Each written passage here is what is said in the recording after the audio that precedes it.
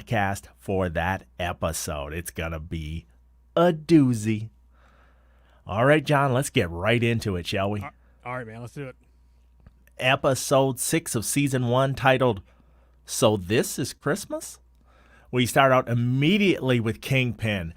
My mind just went because there was no long wait for him coming up. What did you think about that? Oh, as soon as they saw the cane, I'm like, hey, let's make sure that this is accurate. Then you get to see the jewel on top, and I'm like, I'm happy. I'm happy. So, yep. And I have some questions about Kingpin for you a little later. Okay. And then Eleanor goes into detail that she's paid off her husband's debt. So her former husband, Kate's dad, must have been in deep with Kingpin. And then she did set up the fiance. Can I get a little round of applause? Hey, you're Unwitting. You're the one that said that. You asked me, do I think that he's just a dupe in all this? And I'm like, no, I thought he was actually something. Nope, he's just a dupe in all this. And he's such a dupe. I can't wait till we get to it. He's so silly, but we'll get to it in a minute. All right, she tries to blackmail, like extort her way out of the situation. I was thinking to myself, that is the worst thing you could do to Kingpin because he doesn't play games like that. No, and you're just making him angry, and you don't like him when he's angry. Nobody likes this guy when he's angry. Actually, not that many people like him when he's nice either. So I mean, I don't know if there's a real like to him. No, true. Kate and Clint watched the video from Yelena. What did you think that was plausible, believable that they were watching this go down? My thing was, where was she at, or is this a bug? It had to be like a sticky camera, but it seems like he would be ready for that stuff. Yeah. Somebody like him. It just seemed too easy, I guess. Well, even for Kate's mom, because you got to think. Is she that naive that she didn't think her daughter would ever figure it out? Yeah. So, right. I mean, I feel that she would have had already something like pre-planned because even if she's in the clear, you still have that backup plan of on the the 1% chance that she does something, and then she could have no, it's because of this, it's this here. Just watch this video; it explains everything, kind of thing.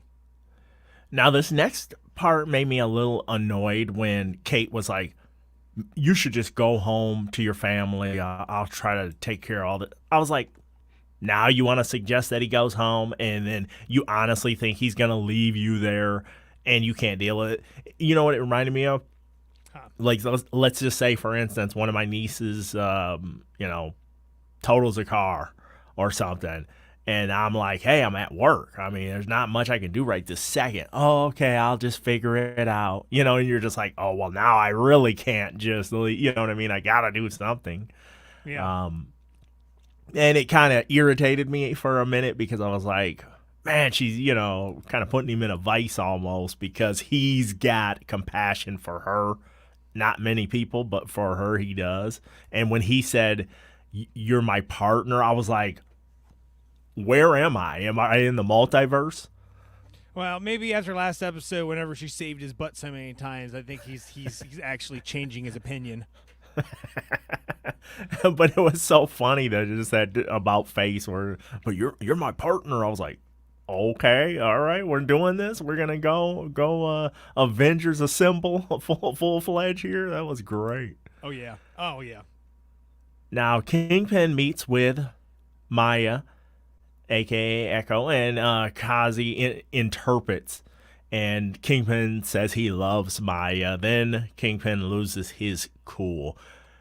Because he knows that she knows. What did you think about this scene?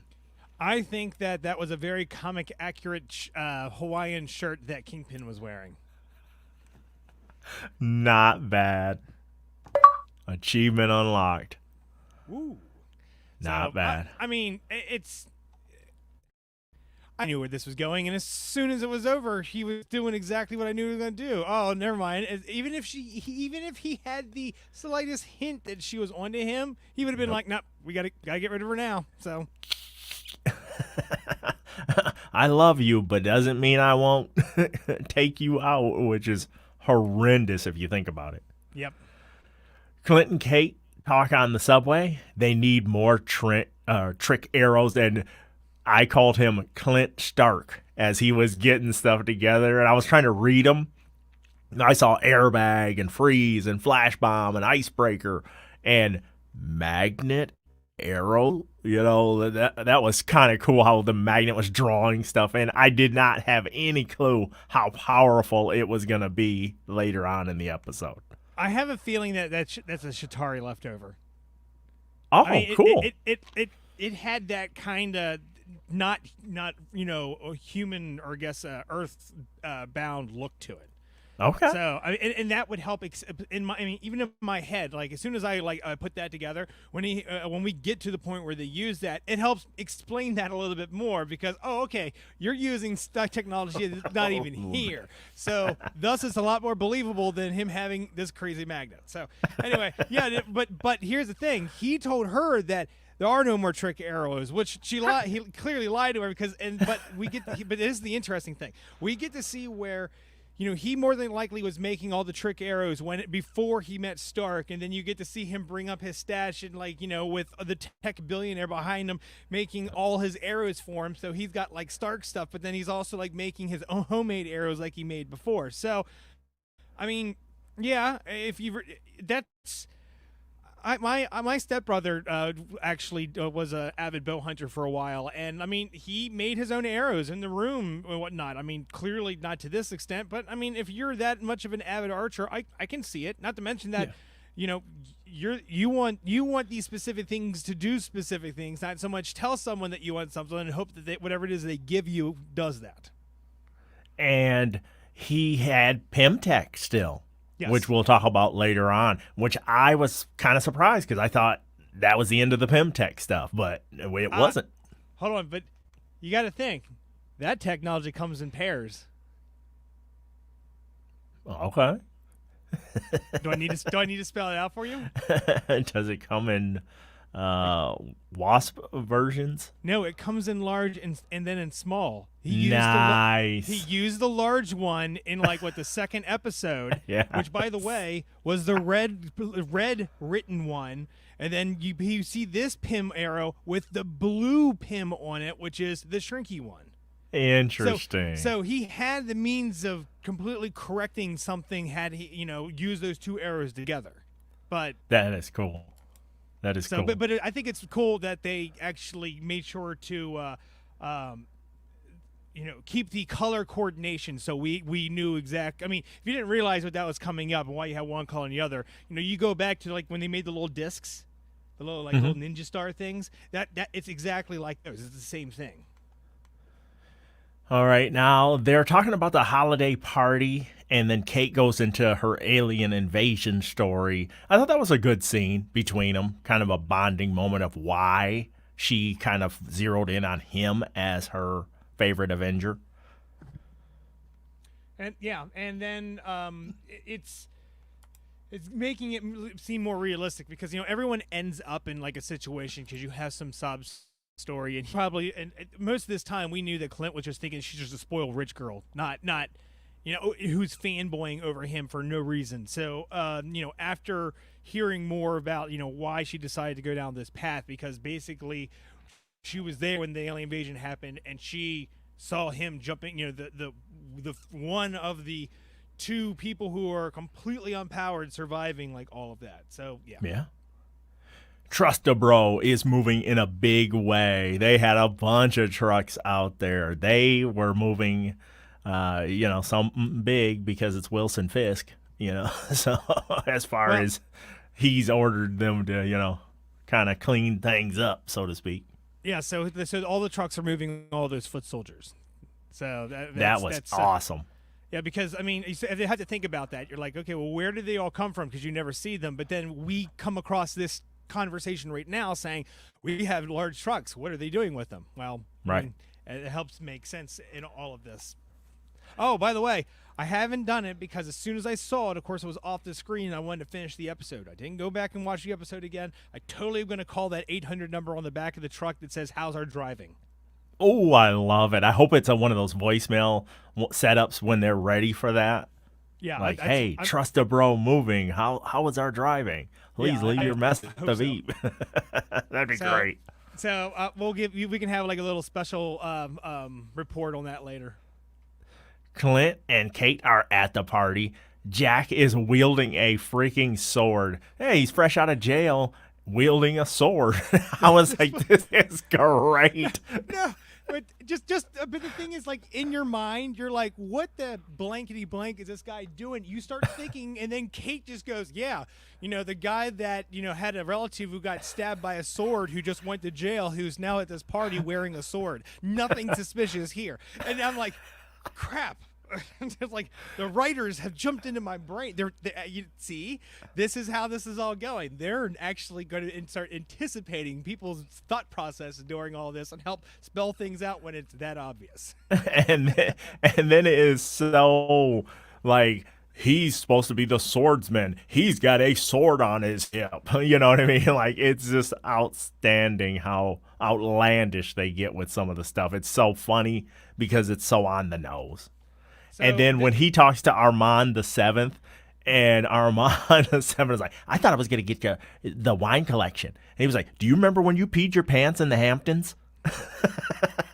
I love that kid, though, man. That kid is brutal. Well, and also with this entire, like, this ballroom scene, regalia, I was looking it up. I found that this was actually taken from the comics as well, where there was this same regalia with them having to be there. And of all people, Kingpin was also attending that party as well. So Yelena enters the party, and the LARPers are working the gig. They're disguised as servers. And Kate saves her mom and shows her the video. And I was like, oh, my goodness. Jack's like, can I have a word? And Eleanor's going, not now. And then that's when Kazi tries to kill Clint with the sniper rifle on the roof. And that's when I wrote, Jack is a goof. Because he was just like, where did she go? Yes. Oh, I love his character, though. I sorry. I love it. I'm a sucker for that stupid stuff. It's funny that they made, like, the one comic relief character in this series, and he's not actually comical. He's just dumb. Maybe in the future they can flesh out the character to kind of save some face or something. I don't know, but right now I'm just like, ooh. I want to know how he's made all of his money now, because he hasn't worked a day in his life, and clearly hasn't a darn clue how to do anything besides dress himself and attend fancy parties. Oh, Trust fund. Trust fund. Oh, maybe he owns a moving company. Maybe it's a trust a bro. Or his name is at least on the ownership, as it's on a lot of stuff that he gets set up for. No, it would be his last name and a number on everyone's license plate, because he want to make sure that, he's advertising all the time. Right. Yelena is here to kill Clint, but Kate is being Kate. Did you plan that? She was like, yeah. No, you didn't. I love their interaction. Is ridiculous, but it's fun. And that's what I wanted. It's very good brother and sisterly love kind of thing going on there. Like, they don't want to hurt each other, but she's like, but I got to stop you. I love it when she threw that punch and she's like, oh my God, I'm sorry. She's like, it had to, like, she's like, I don't know what came over. She's like, no, I get it.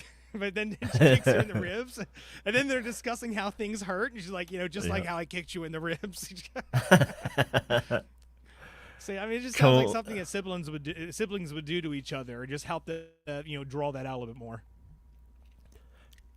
Clint gets set while Kate and Yelena battle it out, and he uses the purple gas, and I said, it was Agatha all along. I had to slip that in. Yelena tries to shoot Clint, but Kate is in hot pursuit, and that's when we get the tracksuit mafia unloading out of their, pouring out of everything. They're like those clowns in the circus, and it's really going to get a clown show in a minute. So you have And to think about when that he too. comes, Oh, go ahead. when the one guy comes up to Kate and he's like, "Yeah, I just want to say thank you." He's got a gun on her. "I just want to say thank you for the advice, bro." That was The good girlfriend advice. too. Man, I just got to think like there's got to be like a Dick's Sporting Good or something that's completely like, man, these people just keep coming in and wiping out our like sport, our athlete like You re-say that? section. Your internet Oh. is going wonky. Can you re-say that? Yeah, I said that there's probably like a Dick's Sporting Goods somewhere that's complaining that their entire sports goods section is wiped out constantly. Yep. Nice. Tracksuit time. Jack is a hero on guard. I love him. And then Kazi and Clint, they battle. And Clint drops a ceiling on some bros, man. Like, why would you do that? And when Clint sees an owl, did you expect the owl to come back into play later? I thought it was going to attack him. I thought it was going to just, like, get his face or something and Yeah. he'd fall out of there or something. I thought it was going to be something like that. Yeah, but does the owl signify anything? And we have that in feedback. Start thinking about that, right? There probably is if we start digging and digging. But, I mean, there's nothing that flagged right away with, the initial reviews of it. So, if anything, it's more of a sight gag because I think everyone was expecting something to happen and then nothing actually happened. No, it's time for the LARPers to suit up. And I tried to come up with a name for them. I call them the LARP Avengers. Well, shouldn't we call them the Warriors 4? The LARPers? They kind 4? of did look like them. Yeah, the LARPers 4. That ain't bad. That ain't bad. Yeah, they kind of look like them, don't they? I get credit for that shirt if it gets made. Maya looks at old pictures, and did you figure out what she was going to be doing once she started kind of looking at the old pictures about her dad and stuff? Honestly, I didn't know what was going on here because did she take her bag with her still? I mean, I actually thought that they were going to just let her roll out. I mean, she was packing like she was. Clearly, she got distracted and something brought her back in. But did she end up even leaving with all that stuff? I don't think she did. I think she basically thought just better of it. Yeah, okay. I mean, at this point, I'm just trying to get back to the action on the ice rink because it was just started becoming too stupid it's stupid funny for me not to pay attention to anything else. Let's go, bro. Kate starts whooping the bros. Then the LARPers 4 show up and they are ready for action. Oh my goodness. Armand the 7th is in play as well. But Kate has a tree chopping plan. That is the worst plan I've ever seen. Yeah, I noticed after the tree falls, if you're like looking at the scene where the tree is, on the left-hand side of it, there's green glowing over there. And I'm like, oh my God, is the acid burning into the building structure behind it? Because that's what it kind of looks like. And we know it's that same green. Oh, yikes. The tracksuit, they get their guns taken away by the magnetic alien, hopefully magnet arrow. I hope so. And, dude, we got matching outfits. You wore the outfit. Oh, that was great. We had Sonic Arrow and the Ice Bro and Don't Tase Me, Bro. The bow vault was a little ridiculous. They were getting silly. They're showing some of the sillier ones, but I actually kind of like the ones that he shot in the ground and then all the little spikes came up and it just started spinning and releasing them. And they're all like, ah! That was horrible. Well, and the there's airbag and the Sonic. Well, no, and then the other one had the tranks. It was releasing trank darts. Oh, I did. Oh man, I was like, yikes! That looked wicked. I mean, you don't think that the Pym arrow was the more worst one out of the bunch? I was gonna get to it, but you took it. So now I'm gonna have to ask Scott about that one. Nope, never mind. Then when the owl takes him away after the pin arrow, that was funny. He was like, nope, there that goes. I was like, those people are just like, you're just gonna let them. Oh, whatever. Yeah, well, I mean, you just save some arrows. I'd just be like, hey, there goes my little bro. Oh. Not bad, not bad. Echo shows up. Can we start calling her Maya Echo now? Sure. Since she's turned the corner. So Echo shows up as Yelena takes on Clint. She wants to know what happened. But Echo is going to give Kazi a chance, but he's like, no, Fisk will kill me. I'm going to have to make you disappear. So we get to that more in just a minute. Yeah, that whole part was dumb. And then Fisk goes at Eleanor, and Kate tries to stop him, but gets worked until Eleanor runs him down. Now, I thought it was a little ridiculous when she runs him down is because you don't hear anything until that moment. And I think that's ridiculous. Well, and then when you hear that build up of the engine coming through, it's already so red that it sounds like that she was doing some crazy speed before she did. Isn't that car just on the other side of the curb? It was like there. It's like what, maybe like 5 feet away, and so basically she's slamming on the gas, but somehow it punched through the building. But, I was like, that's ridiculous. But this is just doing the like what we know about Wilson Fisk's character, where you basically just keep abusing it, and then he just keeps knocking stuff off. So like he gets hit by a car, gets right back up, gets shot by an arrow, knocks that thing out. Now that's what I want to talk about. I know he has some abilities and stuff, some durability. Can you specifically fill in those blanks? Oh no, I mean he's super dense. Basically, his large size is supposed to not be fat at all, but nothing but muscle. So if he gets shot or stabbed, it's more along the lines it's trying to get through muscle versus just flying through fat, and it's very dense.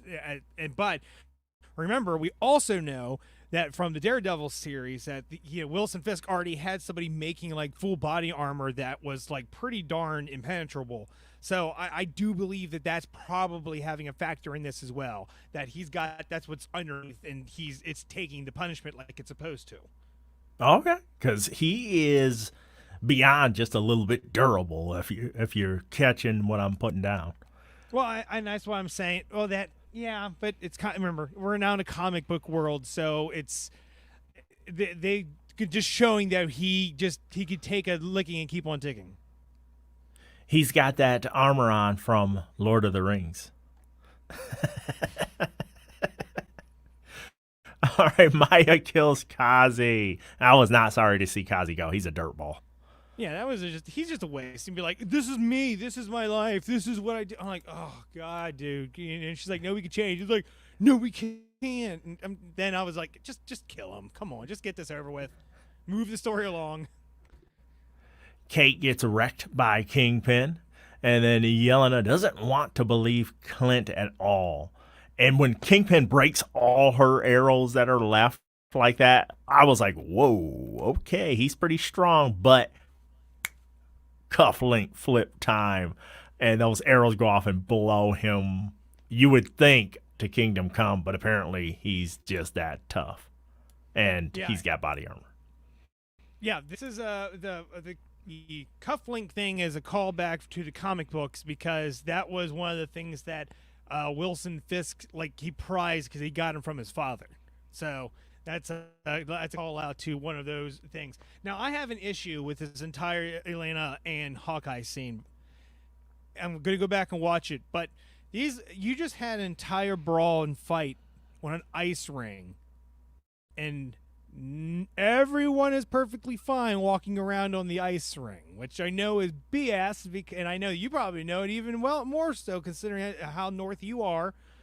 I mean, it's like they should have been. There's no way. No one's got that kind of balance to be able to stand upright, even with her, whatever. She's got, like, grip shoes and whatnot. But ice. She needs a little spikes on it to do that, and I don't think she had that. So when they're like walking around, like she helps him up, and it's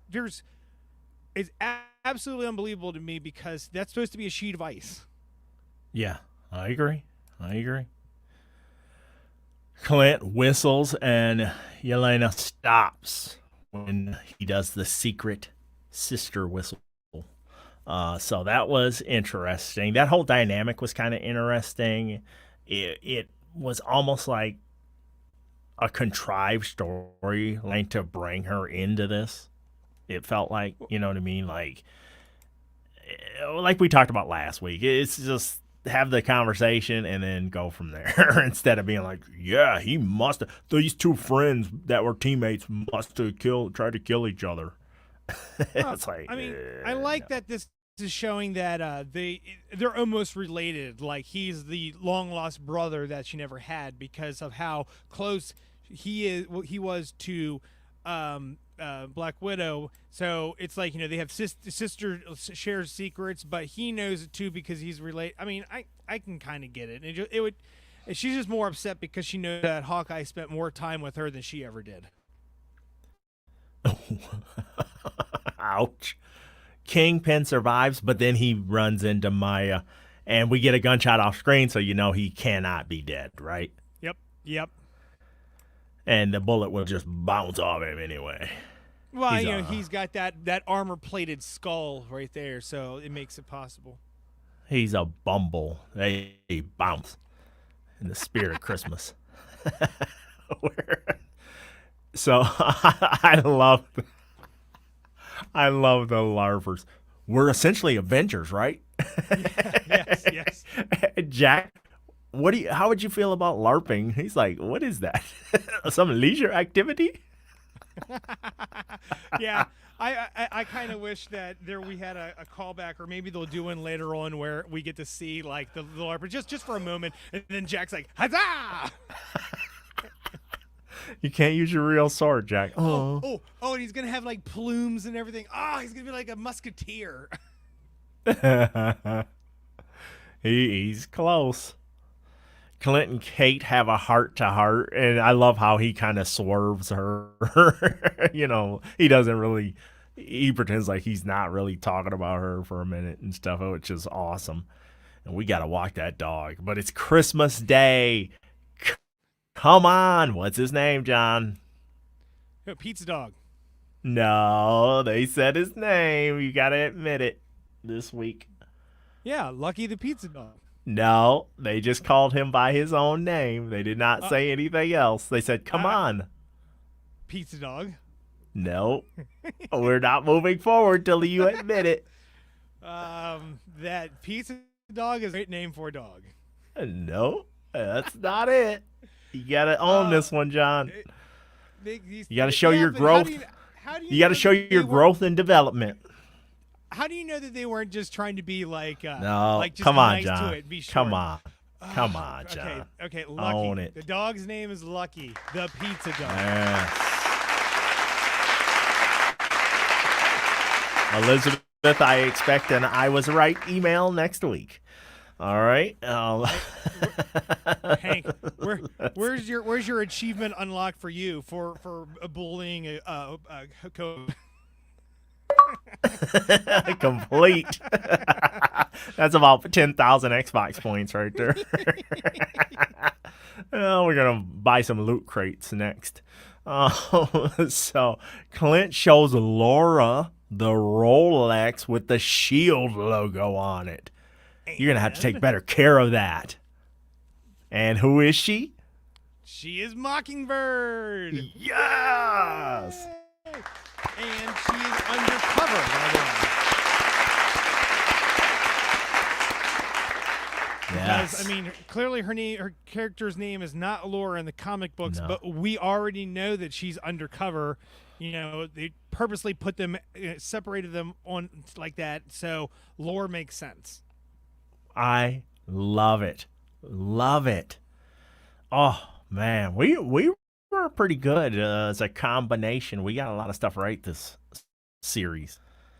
Yeah, All but right, it helps starting to scratch off the Agents of S.H.I.E.L.D., although they're in a different universe, so there can be a different person. That's Bobby Morris.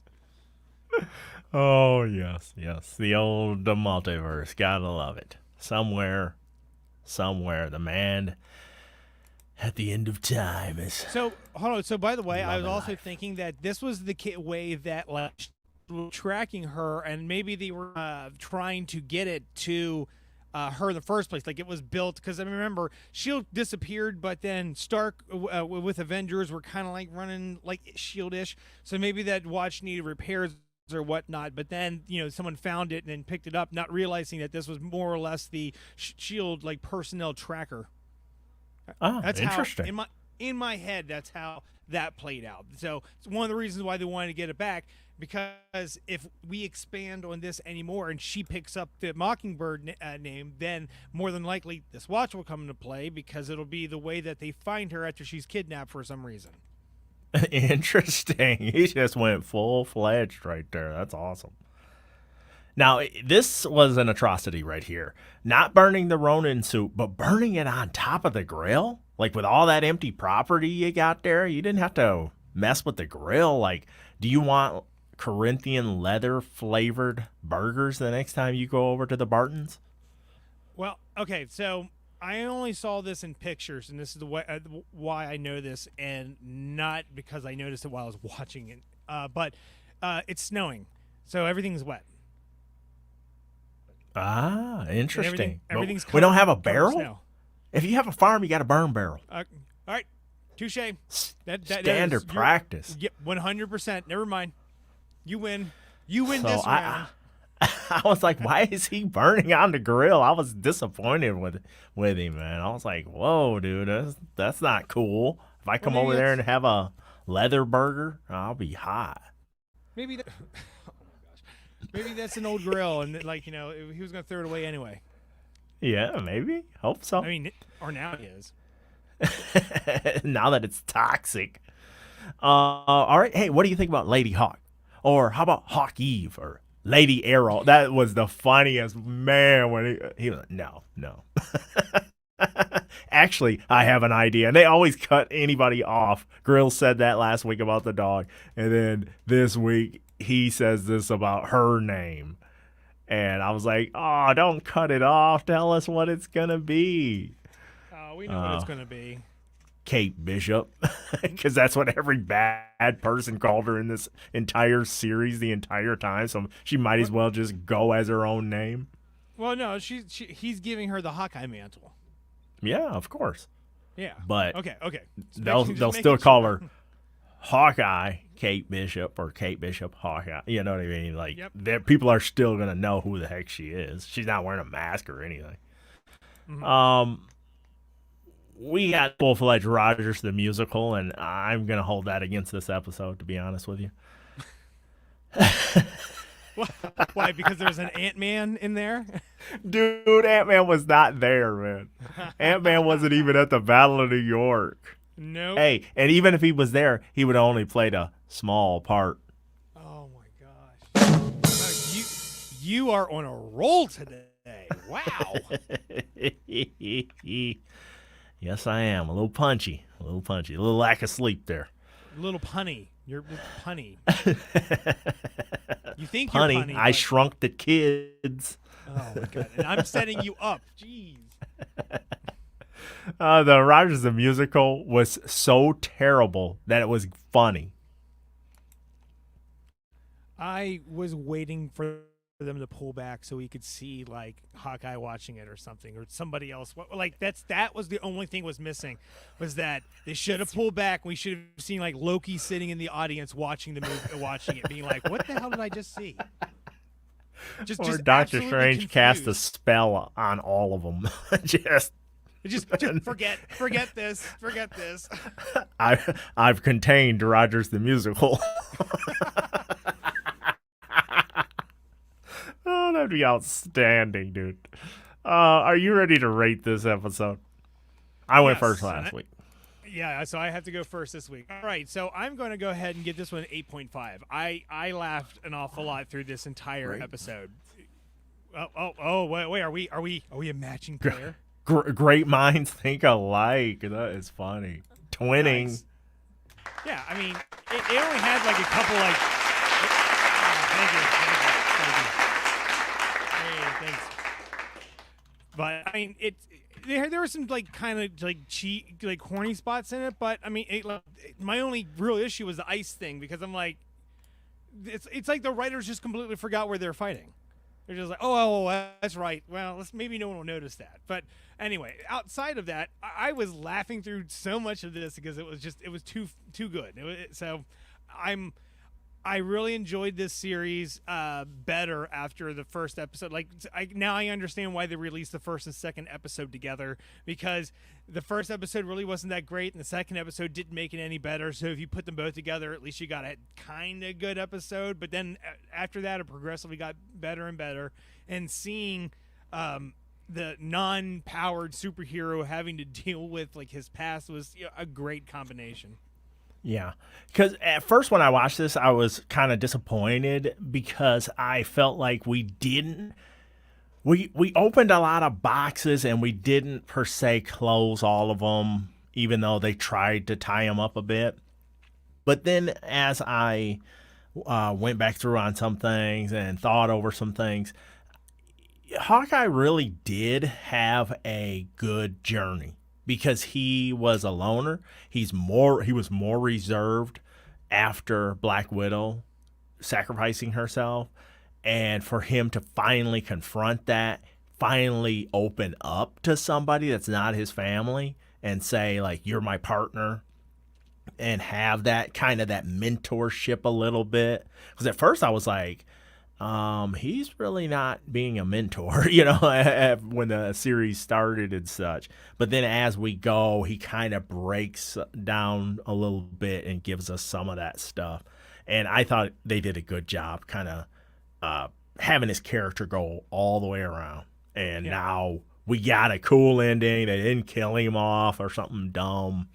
And we have an opportunity for more story if that ever happens. Or we can just leave it the way it is. Yep. And I was really cool with that. So I agree with you, 8.5 on this episode. And overall, I think the season, whether it's, whether this iteration of Hawkeye is one and done or if they just keep it that same name and continue on with Kate Bishop or whatever, I think this first season was a good enough run to say, okay, you could reopen that story if you want to. Yeah, I agree. All right. We had a piece of feedback from Elizabeth. She says, hi, Hank and John. Hank can sing the Grinch in addition to all his other creative talents. Wonderful. Thank you. Thank you, Elizabeth. I appreciate that. I really put it into that one last week. Was the screech owl who flew off the truck supposed to be symbolic of anything? That's what I was asking you earlier, John. Because of this email, I wanted to kind of get you thinking about that. But do you think it was more of just a plot point to say, like, once he shrinks him, now that owl from the tree just gets him? Is it more of that, do you think?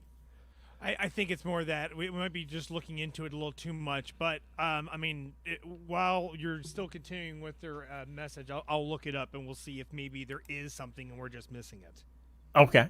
And Elizabeth asked, who is Scott, who had the tech to shrink the truck? So Scott Lang is Ant-Man in the MCU movies, but he hasn't really made his debut on Disney Plus at all, has he yet? No. He's basically the only thing he's done really was his floating head part in the zombie episode of What If. In the What If zombies. Okay. Yes. Okay. So Scott Lang is Ant-Man, and he's in some of the movies and whatnot, but he has unfortunately not graced us too much other than that brief floating head episode of What If, which was extremely creepy and dark. So he can shrink and he can go giant size too. And he looks crazy. He almost looks like Ultraman from the old days. His outfit almost does. I enjoyed the cheesy musical number despite its silliness. Oh, that is cool that you liked it. I liked the first iteration of it because it was funny when Clinton was like, Ant-Man wasn't even there. But this iteration, when they went full-fledged, I was like, what? They're spending 10 minutes on this, or how many ever minutes at the end of the episode on this? I was like, give me some more Christmas with the Bartons instead. But that's cool. You like it. And then she says, thank you so much for all you do. That's Elizabeth. Elizabeth, thank you for tuning in. And thanks for sending in feedback each week. We appreciate it. All right. So the only thing I can find is that it's possible there was a character named Leland Owlsley, but Okay. a lot, from what I'm reading, people aren't leaning towards that. I mean, I don't think that's right. And I think it actually has more to do with the fact that there was a real life stowaway found in the Rockefeller Center Christmas tree of November 2020. So there might Interesting. it might be more of a call out to that. So That's cool. So yeah, maybe there was something. It doesn't seem that it was very specific to the MCU or Marvel Universe in general. It was more of a real life thing. That is really interesting. Oh, goodness. John, anything else before we wrap her on up? Man, I'm sad that we don't have more of this series. I probably could have used one more episode, or if they could have drawn out that last one, or even more, give us a quickie with the Agent 19 and figure out 17. Wait, 17? 19. Shoot, I got that wrong already. Hey, Mockingbird. Just catching up with Mockingbird. Maybe go and see her pull out her badge or something like that. I mean, we already see the 19, but now I am just going to be sad that it's going to be a while until we have another Marvel series. Yes. Programming note. Next Monday, check out Mel and I as we review Spider-Man No Way Home. That should be a doozy. And then next week, we're going to get kicking it off here with Book of Boba. Mm-hmm. That's going to kick off. And also, I may be popping in to show you No Mercy as Cobra Kai continues on Netflix. So, TV and movie reviews, podcast, and the Mandalorian fan podcast. Stay tuned to both of those feeds, as well as Mouse House Plus, because, John and I will pop in here and there with news updates and all that fun stuff. But we hope you enjoy your holiday season, and we thank you so much for tuning in. Any last parting thoughts, John? Oh, I want to wish everyone happy festivals and a happy new year. And make those resolutions. All right, for John, I'm Hank. Until the next time, we're signing off, bros. See you, bros. TPE Network. There ain't nothing else like it.